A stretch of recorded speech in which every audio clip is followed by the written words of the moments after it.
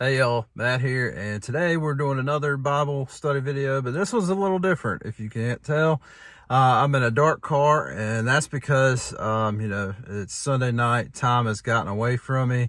The kids are running around in the house, and I just couldn't find a quiet spot, so many of you can relate to that. But here we are in my truck, so this is where we're going to do it. Before we get into this video on the New Testament, basically like a quick summary of it, continuing where we left off on Friday, I just want to remind you, if you like these videos, as weird as they are, please go ahead, subscribe to the channel, turn on notifications so it alerts you when I post a new video, and go ahead and share it with your friends so that way we can get more people interested in studying the Bible, and so we can get more topics going and everything else. If there's any topics you'd like to see me hit, there's a email address in the description below. Please send me an email with any topics. It can be anything, any topics, questions, whatever you want to know. I love hearing from you. I love weird, quirky stuff. That's part of what got me hooked on studying the Bible myself. But let's get into this, the New Testament. Friday, we basically ended by summarizing the ancient Near East, or basically the time period that we see the Old Testament occurring in. We kind of summarized the Old Testament, and that video went kind of long, but luckily the New Testament is a lot easier to summarize, a lot shorter. We're a lot more familiar with this. So a quick summary and like basically a walkthrough and orientation of the New Testament isn't going to take too long.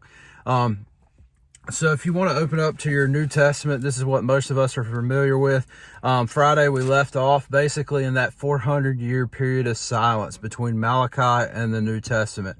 And during this time period, not a whole lot is going on as far as scripture. No prophets are out there preaching like we see in the Old Testament times, and there's no scripture that's being inspired, which basically means nobody was writing anything that would be added to the Bible.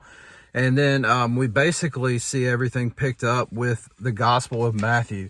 It's the first gospel in our Bible, and we did a series on the Gospels over the summer. If you want to know more about these, watch those videos, check them out. But we're basically going to see Matthew, Mark, Luke, and John. And then once we get through the Gospels, which is basically telling the story of the coming, the birth, the life, the death, the resurrection, and the ascension of Jesus, we're going to go into the book of Acts. And it's immediately after Luke. And it's actually a continuation, or it's after John, but it's actually a continuation of the book of Luke.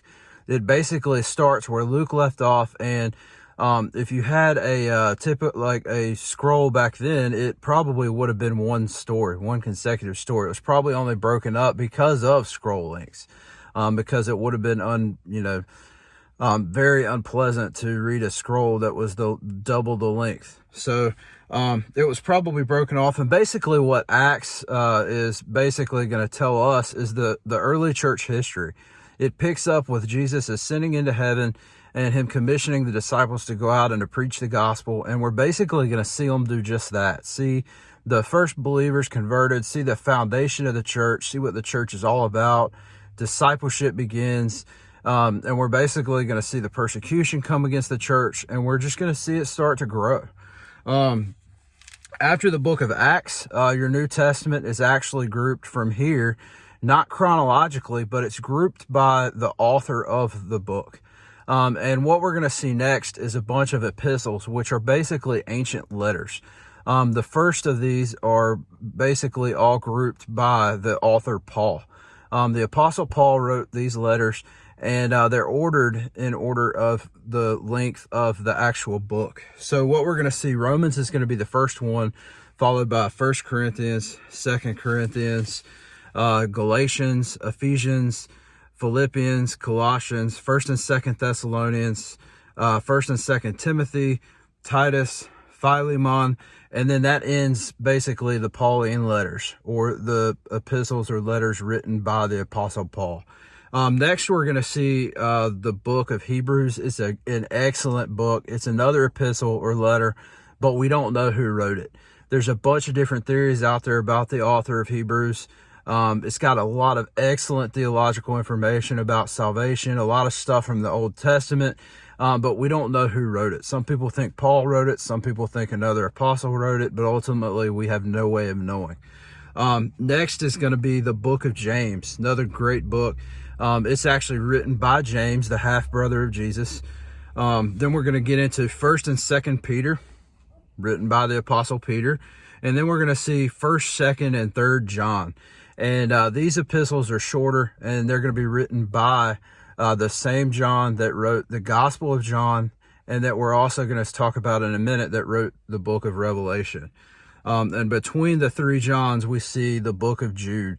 And Jude is basically another short letter written by Jude, who was another half-brother of Jesus. And then after Jude, after the one-page Book of Jude, we're going to see Revelation. And Revelation is unique because it's an epistle or a letter to the churches. It's also a kind of apocalyptic type literature. It basically talks about the end times and tells us about Jesus' coming, second coming, and how he's going to restore his kingdom, how he's going to restore the earth.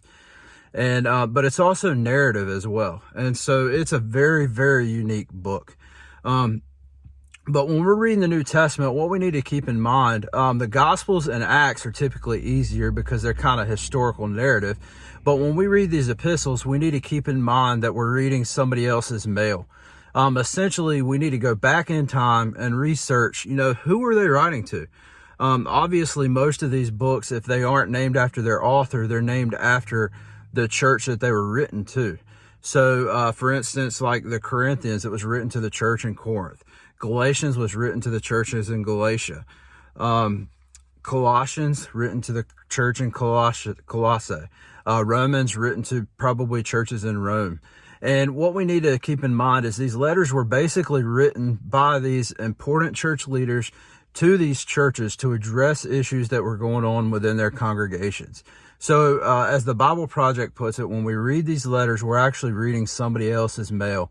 So we need to be familiar with who's writing it, who they're writing it to, or what church they're writing it to, the circumstances in that church, what's going on, what the basic, what the reason why this church leader had to write to them. And then we also kind of have to know a little bit about the dates so we know what's going on historically. And if you don't have a study Bible like this one that I'm actually looking at right now, this is the Concise Study Bible, the ESV version.